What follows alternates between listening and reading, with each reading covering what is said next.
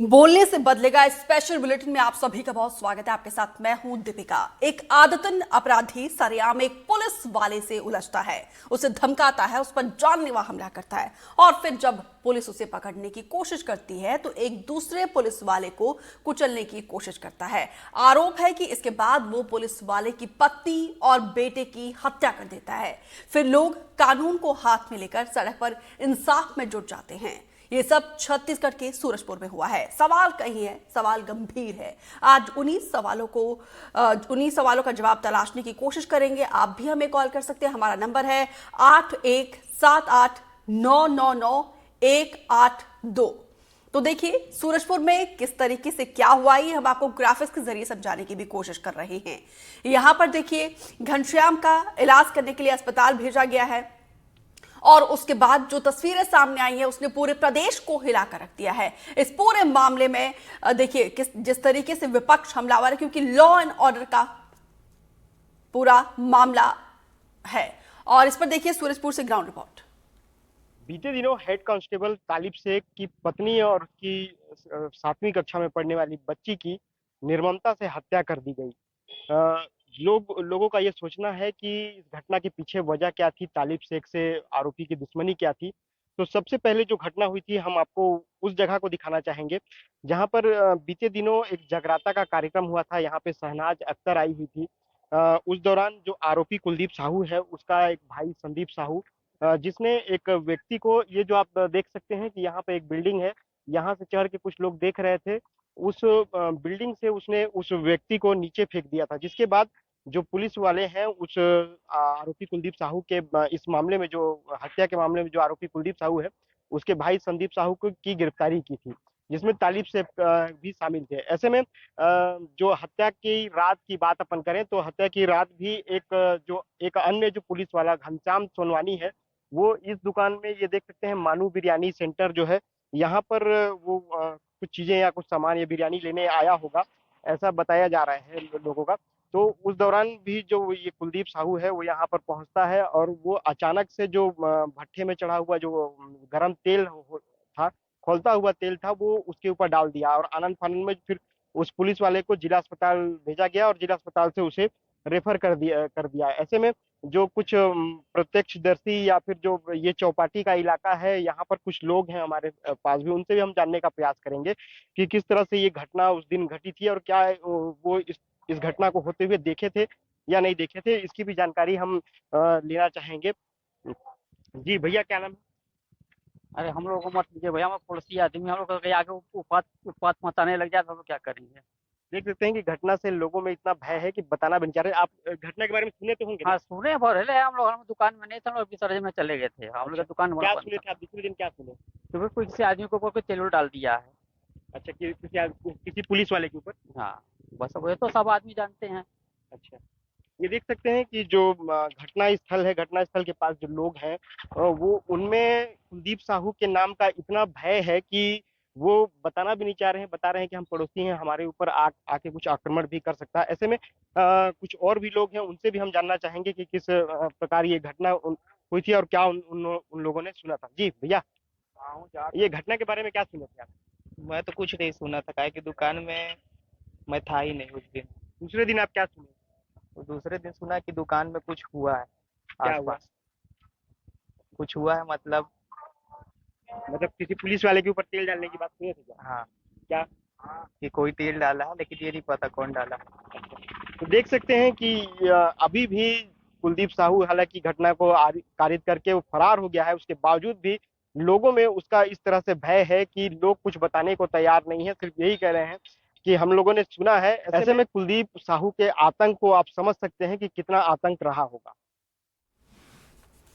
और इस पर बातचीत करने के लिए खास मेहमानों का पैनल हमारे साथ जुड़ चुका है। जीएस बामरा है, रिटायर्ड डीएसपी है, और डॉक्टर इला गुप्ता सीनियर कंसल्टेंट साइकोलॉजिस्ट है, अंकिता जाधव एक्ट्रेस हैं, और डॉक्टर रीना टोकस समाजशास्त्री है। आप सभी मेहमानों का एक बार फिर से हमारे साथ जुड़ने के लिए बहुत बहुत धन्यवाद। लेकिन सबसे पहले जीएस बामरा सर आपके पास आते हुए, क्योंकि आप तो पुलिसिया सिस्टम को बखूबी समझते हैं और जब यहाँ पे छत्तीसगढ़ में कांग्रेस की सरकार थी तो बीजेपी लगातार हमलावर थी लॉ एंड ऑर्डर को लेकर, और जब इस 8-9 महीने हो गए बीजेपी की सरकार बने हुए, शुरुआती में ऐसा लग रहा था कि वाकई में लॉ एंड ऑर्डर को पूरी तरीके से कंट्रोल में रखा जाएगा।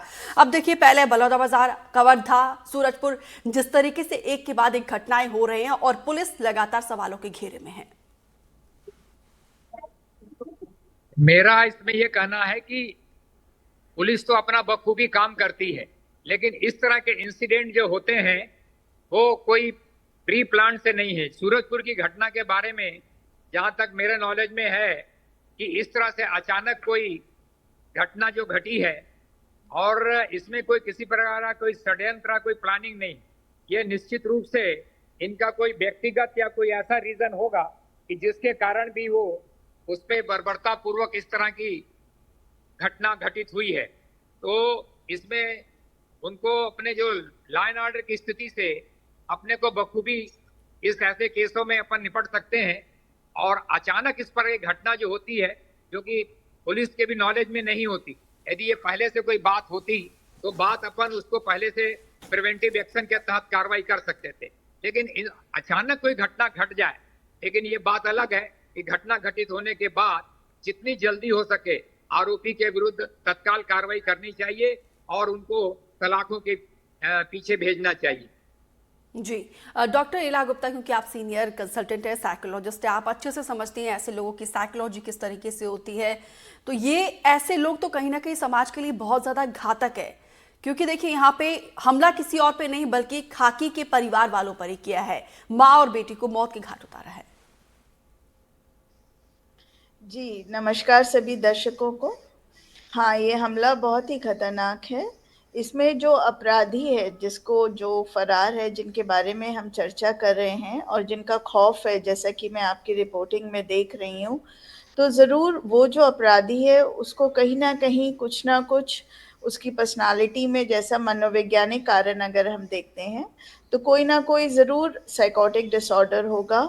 कई बार क्या होता है हमारे बचपन में, इसको हम कहते हैं चाइल्डहुड टेरोमा, कि कई बार क्या होता है किसी भी व्यक्ति के बचपन में उसने बहुत तकलीफ झेली हुई होती है, मार पिटाई, जैसे माता पिता का उसको मारना या स्कूल में किसी तरह का बुली करना, बड़े बच्चे छोटों को करते हैं, और कि उस माहौल में रहना जहाँ बहुत ही ये कैसे बोलेंगे, बहुत ज़्यादा एग्रेशन है और बहुत वैसा वाला माहौल है जहाँ पर मार पिटाई एक साधारण सी बात है। तो जब वो बच्चा बड़ा होता है तो उसके लिए ये सब चीज़ें नॉर्मल हैं, उसको छोटी छोटी बात पे गुस्सा आएगा और वो इतना एक्सट्रीम पे चला जाएगा कि उसने इस घटना को अंजाम ले लिया गुस्से में। उसको उस मोमेंट पे नहीं पता कि मैंने क्या किया, बट उसका गुस्सा इतना है कि उसने उस टाइम उस व्यक्ति को मार दिया या तेल डाल दिया और बीवी बच्चों को मार दिया। तो ये एक दिन का गुस्सा नहीं है, ये ज़रूर अगर हम एनालिसिस करेंगे तो उसकी बचपन से जो पर्सनालिटी बड़ा वो हुआ है आदमी, वो उस तरह से डिफिकल्ट पर्सनालिटी रही होगी और उसका जो माहौल होगा बचपन का वो खराब होगा, उसके कारण से ये इस तरह का व्यवहार व्यक्ति करता है। तो मैम, ऐसा लग रहा है कि ऐसे लोगों से तो डील करना बड़ा ही मुश्किल रहता होगा, और ऐसे लोगों से, ऐसी पर्सनालिटी से कैसे डील किया जाए, इसका जवाब मैं लूंगी आपसे। लेकिन उससे पहले डॉक्टर रानी टोकस आपके पास आते हुए, मैम, किस तरफ हमारा समाज बढ़ रहा है? क्योंकि छत्तीसगढ़ की अगर छवि देखा जाए राष्ट्रीय स्तर पर, अंतर्राष्ट्रीय स्तर पर, तो यहाँ के लोग बड़े ही शांत सौम्य होते हैं, मिलनसार होते हैं, लेकिन एक के बाद एक जिस तरीके से अपराध के मामले बढ़ रहे हैं छत्तीसगढ़ में, ये वाकई में चिंता का विषय है। ये चिंता का विषय है कि समाज हमारा किस तरफ बढ़ रहा है, खासतौर पर छत्तीसगढ़ से शांत इलाका। आपने बहुत अहम एक सवाल किया है, धन्यवाद उसके लिए। और ये ज़रूरी होगा समझना कि जब समाज किसी भी कानून को अपने हाथ में लेता है तो उसके पीछे का एक कॉन्टेक्स्ट एक समझना ज़रूरी है कि क्यों लोग कलेक्टिव एक्शन, में इसे कहूँगी, जो मॉब लिंचिंग की तरह भी देखा जाता है, विजिलेंटिज्म जिसे हम बोलते हैं। एंड कहीं ना कहीं पब्लिक जो है, चाहे समाज कितना ही शांत हो, मगर अगर सामाजिक कोई अगर इमोशंस को, फीलिंग्स को अगर कहीं किसी भी क्राइम के थ्रू अगर हर्ट किया जाता है तो एक कलेक्टिव एक्शन, इस विजिलेंटिज्म जो होता है, इस तरह सब लोग मिलकर जो जिस तरह के अटैक हमने पढ़ा, जिस बारे में सूरजपुर में जो घटना घटी, बहुत ही दुर्भाग्यपूर्ण है।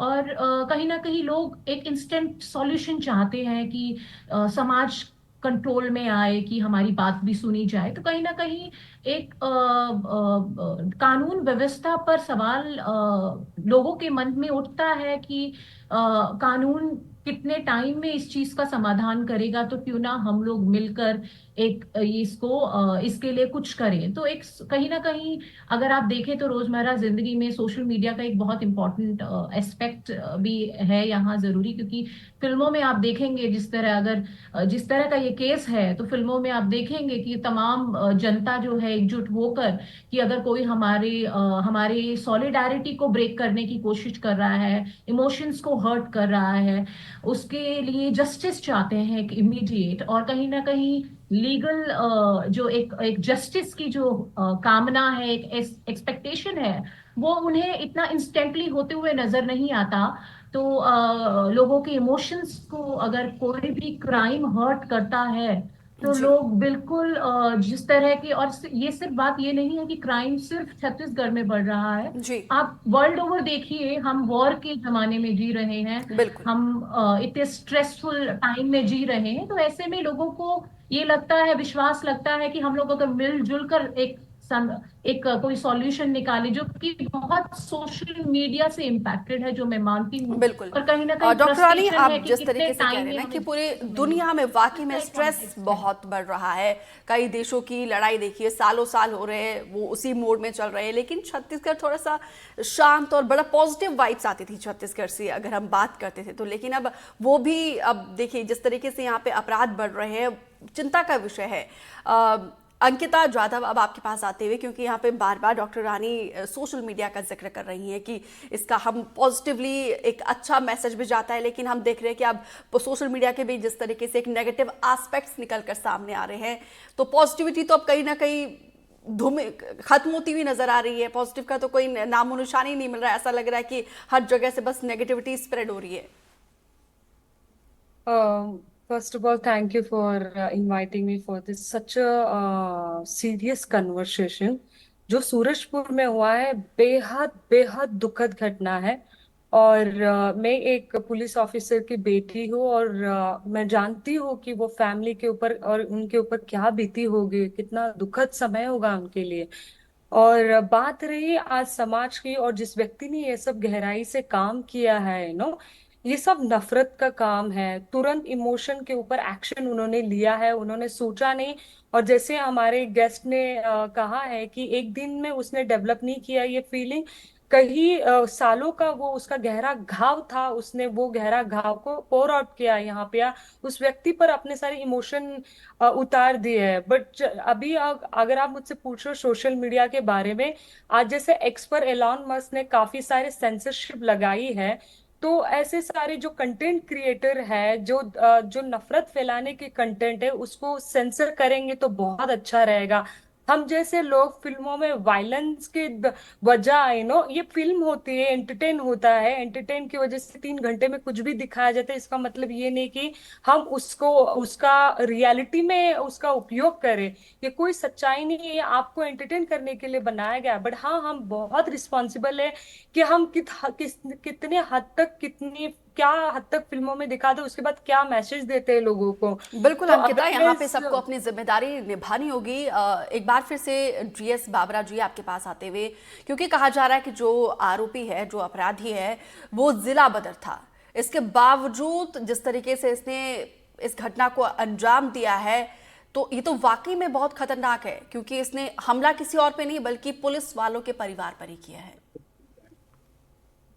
निश्चित रूप से ये बहुत ही जघन्य घटना है, और इसको हमें ऐसे निगरानी बदमाशों को जिला बदर पे हमारी निगाह रहनी चाहिए, और कोशिश करनी चाहिए कि इस तरह के जितने भी बदमाश हैं उनकी लिस्टिंग पुलिस के पास रहनी चाहिए, और रखते भी हैं, और समय समय पे उनकी चेकिंग होती रहे जी। और जहां भी उनके क्रियाकलापों उन पे हमें नजर रखनी चाहिए, और हमारा जो सूचना तंत्र है वो उसे हमें मजबूत करना चाहिए, ताकि इस तरह के जो बदमाश हैं उनकी एक्टिविटीज पे हम डायरेक्ट इनडायरेक्ट निगाह रख सकें और कड़ी से कड़ी कार्रवाई कर सकें। और ये इस तरह के यदि वर्दी वालों के ऊपर इस तरह का अपराध या घटना घटित हुई है तो निश्चित रूप से जघन्य घटना है और हमें इसे कड़ी से कड़ी कार्रवाई करके उनको सजा दिलानी चाहिए। ड्रीएस बामरा जी, क्योंकि आपने बहुत लंबा समय जो है पुलिसिया सिस्टम को दिया है और ऐसे आपने बहुत सारे केसेस डील किए होंगे, और पुलिस के लिए इस तरीके से केस को डील करना कितना बड़ा चैलेंज होता है जब खासतौर पर अपराधी जिला बदर हो, उसका ट्रैक रिकॉर्ड इस तरीके से हो। और फिलहाल इस वक्त सूरजपुर पुलिस को आप क्या सुझाव देना चाहेंगे कि किस तरीके से ऐसे केस को डील किया जाए?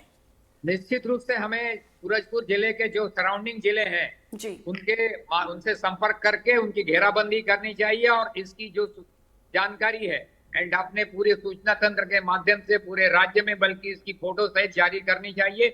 और जहां भी इस तरह की जानकारी उसके जो फ्रेंड है, दोस्त है या जो इनको पनाह देते हैं, इसकी भी जानकारी अपने को निकालनी चाहिए और वहां जाके हमको रेड करना चाहिए और कार्रवाई करनी चाहिए। बिल्कुल, बहुत ही अहम सुझाव है ये। डॉक्टर इला गुप्ता, क्योंकि आपने कहा था कि जो ऐसी पर्सनालिटीज होती हैं ये बहुत फ्रस्ट्रेटेड होती है, एक दिन का ये गुस्सा नहीं होता है, एक दिन का गुबार नहीं होता है, बहुत समय से उनका एनवायरनमेंट इस तरीके से होता है, वो ऐसे ही माहौल में उनकी अपब्रिंगिंग होती है। तो ऐसे लोगों को आइडेंटिफाई किस तरीके से किया जाए, ऐसे लोगों से कैसे डील किया जाए, ऐसे लोगों से बचा कैसे जाए ताकि समाज के लिए, हम सब ने देखा कि कितने ज्यादा खतरनाक होते हैं ये।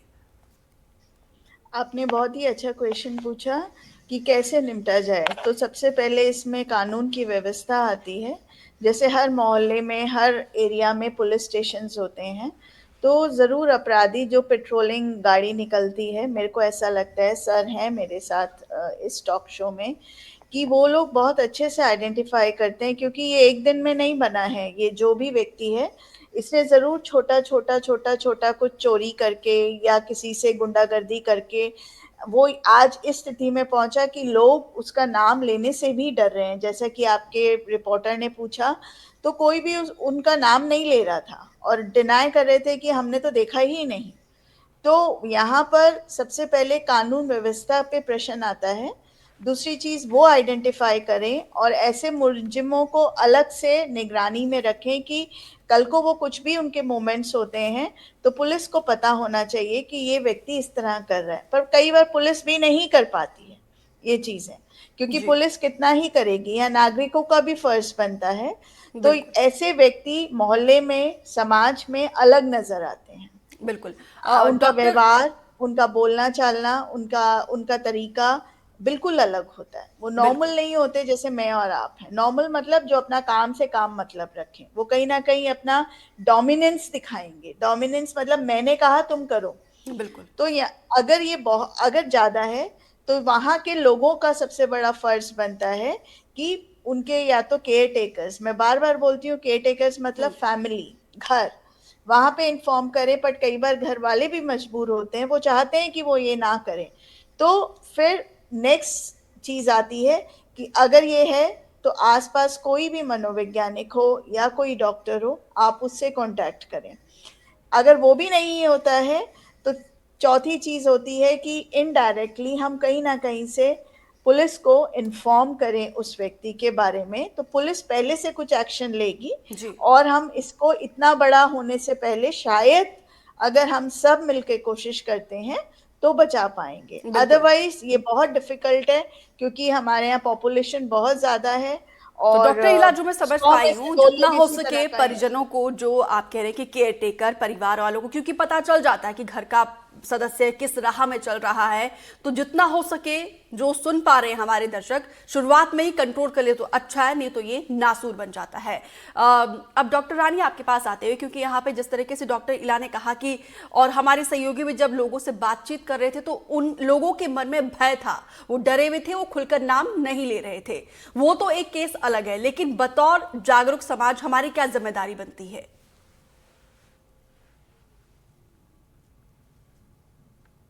देखिए, सबसे पहले जैसे डॉक्टर इला ने ये बात कही कि कैसे एक जब कोई इंसान डिविएंट बनता है, क्योंकि ये डिविएंट बिहेवियर है, तो उसकी शुरुआत जो है वो बचपन से ही, चाइल्डहुड से होती है। तो हमें ये समझना होगा कि हम अपने परिवारों में अपने बच्चों को किस तरह पाल रहे हैं, ताकि कल को कोई और इस तरह डिविएंट बिहेवियर की तरफ ना चले। तो कई बार ऐसा भी होता है जो सोशल इंस्टीट्यूशन है, जो हम सामाजिक संस्थान जो बहुत जरूरी होते हैं किसी भी मनुष्य के समाजीकरण के लिए, उस प्रोसेस में अगर एक कॉन्टिन्यूअस काउंसलिंग होती रही होती तो शायद ये टाइम नहीं होता। बट लोग काउंसलिंग को भी लेबलिंग करते हैं। बट मैं वापस जिस बात पर आप कह रही थी उस पर आती हूँ।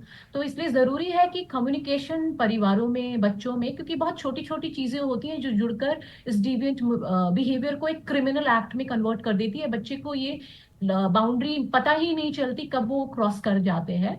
तो इसलिए पहला तो ये कि परिवार में कम्युनिकेशन और इफेक्टिव होना जरूरी है। हमारा जो लीगल सिस्टम है कहीं ना कहीं उसे भी स्ट्रेंथन करने की जरूरत है। और क्राइम का अगर आप देखें, जो रेट ऑफ क्राइम है वो कहीं ना कहीं ये भी इंडिकेट करता है कि कितना फुल्ली, कितनी फंक्शनली हमारा लॉ सिस्टम है। क्योंकि आप देखें तो लॉ और मीडिया ऐसे दो इम्पोर्टेंट पिलर हैं, हमारी डेमोक्रेसी के इम्पोर्टेंट पिलर्स में गिने जाते हैं। तो कहीं ना कहीं इस व्यवस्था पर को भी और मजबूत करने की एक नीड है। और परिवार में बचपन से ही बच्चे का इंटीग्रेशन बहुत स्ट्रांगली हो। कई बार बच्चा घर से ही रिबेल बनता है, घर से बिल्कुल। ही डिविएंट बिहेवियर बनता है, बिकॉज पेरेंट्स कम्युनिकेट नहीं करते हैं, रादर थ्रैश करते हैं बच्चे को। और कहीं ना कहीं वो रेनफोर्स हो जाता है उस तरह का बिहेवियर, डोमेस्टिक वायलेंस का शिकार होते हैं। तो हमें ये देखना होगा कि सामाजिक कारण क्या है एक ऐसी पर्सनालिटी के डेवलप होने के विज़िवी। दूसरी ओर जब समाज कानून को अपने हाथ में लेती है तो ये समझे कि जो मीडिया, जो टीवी, जो बॉलीवुड दिखा रहा है वो सोशल, एक सामाजिक रियलिटी और रियल लाइफ जो एंटरटेनमेंट के लिए, जो जॉय के डॉक्टर रानी, लिए, मैं आपको जो आपके माफी एक के साथ लेजर रोकना टाइम के चाहूंगी। लिए जो एक दिखा कॉलर रहा है। हमारे साथ जुड़े हुए हैं, भानु कुमार है, उज्जैन से आते हैं। जी भानु कुमार जी। मैडम जी, मेरा यह कहना है सूरजपुर मामले में जी यह जो घटना घटी है पुलिस की लापरवाही से घटी है। इसमें पुलिस का सबसे बड़ा रोल है कि जो आदतन अपराधी हैं जी उनको सब पता है कि कौन अपराधी है और कौन कहां पर घूम रहा है। दूसरा, यह एक मामूली मुद्दा नहीं है, यह पुलिस का भ्रष्टाचार का मामला है। कुछ अधिकारी इसमें मिले हुए और इनको सब मालूम है कि कौन सा अपराधी पनप रहा है।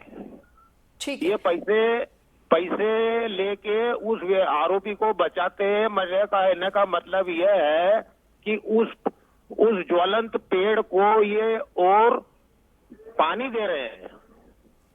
जैसे ठीक है, उत्तर ठीक है। प्रदेश। जी जीएस बामरा जी, आप मुझे सुन पा रहे हैं? नहीं तो ये सवाल सीधा उन्हीं से था। लेकिन यहाँ पर जिस तरीके से बार बार सवाल पुलिस पर उठ रहे हैं, विपक्ष भी हमलावर है लॉ एंड ऑर्डर को लेकर। लेकिन अब अंकिता जाधव आपके पास आते हुए, क्योंकि आपने कहा था कि सोशल मीडिया की एक बहुत बड़ा इम्पैक्ट होता है, लेकिन आजकल हम देखते हैं कि साइड इफेक्ट भी बहुत तेजी से हो रहा है। आपने कहा था कि जो कंटेंट हम दिखाते हैं, लेकिन आजकल जो सोशल मीडिया पे जो इन्फ्लुएंसर है वो ट्रेंड के हिसाब से कंटेंट बनाते हैं, और वो ट्रेंड आपको पता ही है किस तरीके से होता है। बिल्कुल बिल्कुल बिल्कुल बिल्कुल बिल्कुल। तो आज इन सारे डॉक्टरों ने यही बोला है ना कि अगर घर से ही परवरिश सही शुरू हो जाएगी, घर में ही उनको रिस्ट्रिक्शन लगाया जाएगा कि कैसे रहना है, कैसे क्या दिखाना है। अपने पैसों के चक्कर में आजकल पेरेंट्स उन्हें इनकरेज बिल्कुल। करते हैं, उन्हें मोबाइल खरीद के देते हैं कि कोई डॉक्टर इंजीनियर नहीं बनना है, आज को सबको रील स्टार बनना है।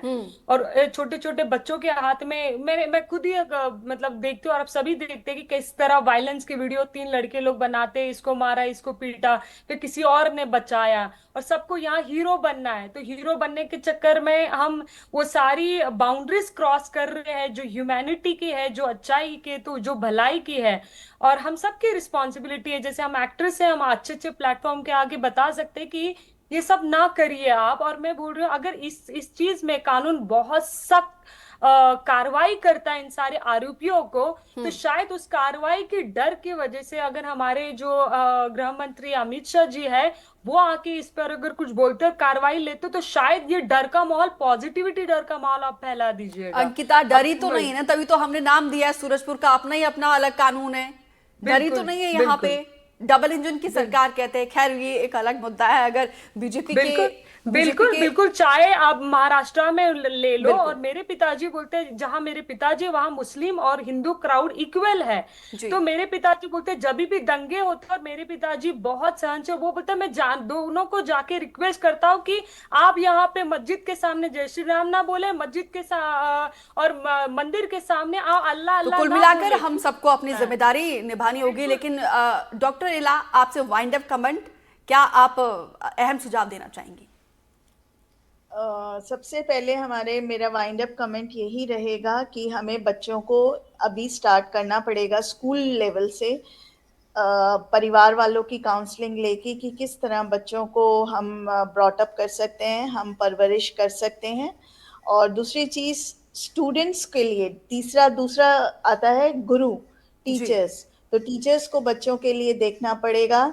और तीसरा फिर इसमें आता है कानून, कि अगर किसी बच्चे ने कोई गलत काम किया है तो उसको, जैसे हम जुवेनाइल डेलिक्वेंसी कहते हैं, तो उस पे नज़र रखते हुए उस बच्चे को अलग करके हम उसको बेहतर ब्रिंगिंग अप कर सकते हैं। ये 3 चीज़ें अगर हम करते हैं तो हो सकता है कि 20% हमारा समाज इस तरह के हरकतों से बच जाए। और चलिए, वो आपका अहम शुरुआती सुझाव है। बच्चे तो से कुल शुरू मिलाकर करनी देखा जाए तो सबको अपनी जिम्मेदारी निभानी है। आप तीनों का, डॉक्टर इला, डॉक्टर रानी और अंकिता, आप तीनों का हमारे साथ जुड़ने के लिए, अपना कीमती समय देने के लिए बहुत बहुत शुक्रिया।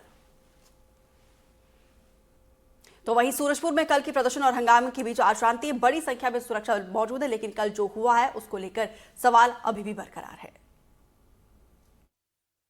बीते दिनों जब सुबह 9:30 बजे हेड कांस्टेबल तालिब शेख की पत्नी और बच्चे का शव उसके घर से लगभग 5 किलोमीटर की दूरी पर मिलता है, तो ये जो खबर थी वो आग की तरह शहर में फैल गई और जो लोगों का हुजूम था वो घटना स्थल पर पहुंच गई। और इस हृदय विदारक घटना को देखने के बाद सभी की आंखें नम हो गई। वहीं लोगों का गुस्सा भी उबाल पर था। ऐसे में आनन फानन में लोगों ने, जो शहर के लोगों ने सूरजपुर शहर को बंद करा दिया। वहीं बड़ी संख्या में जो लोग थे यहाँ पर कोतवाली थाने के सामने इकट्ठा हो गए और पूरे दिन यहाँ पर कोतवाली थाने को घेरे रखा हुआ था। उसके पीछे मैं आपको ठीक दिखाऊंगा, ये पीछे का इलाका है जहाँ पर वो जो आरोपी है कुलदीप साहू जिसे बता रहे हैं, उसका घर भी है इसके पीछे, जहाँ पर उसकी घर को भी भीड़ ने कहीं ना कहीं क्षति पहुंचाया, उसके घर में तोड़फोड़ की, आगजनी की।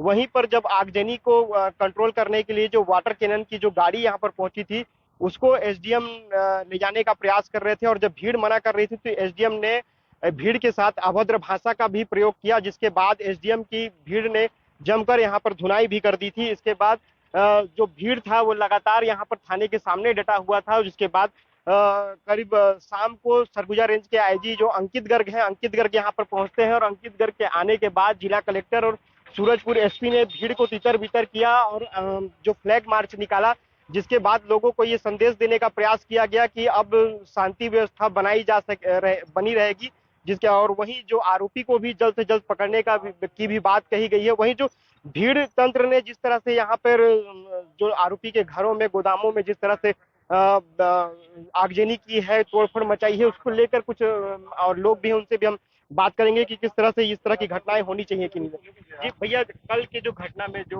भीड़ तंत्र देखा गया आपने को, तो क्या भीड़ तंत्र का कोई स्थान होना चाहिए क्या इस तरह की घटनाओं में? देखिए, लॉ एंड ऑर्डर को हाथ में लाना तो किसी भी तरह से उचित नहीं है, ना ही या कोई व्यक्ति ये कहेगा कि ये उचित है।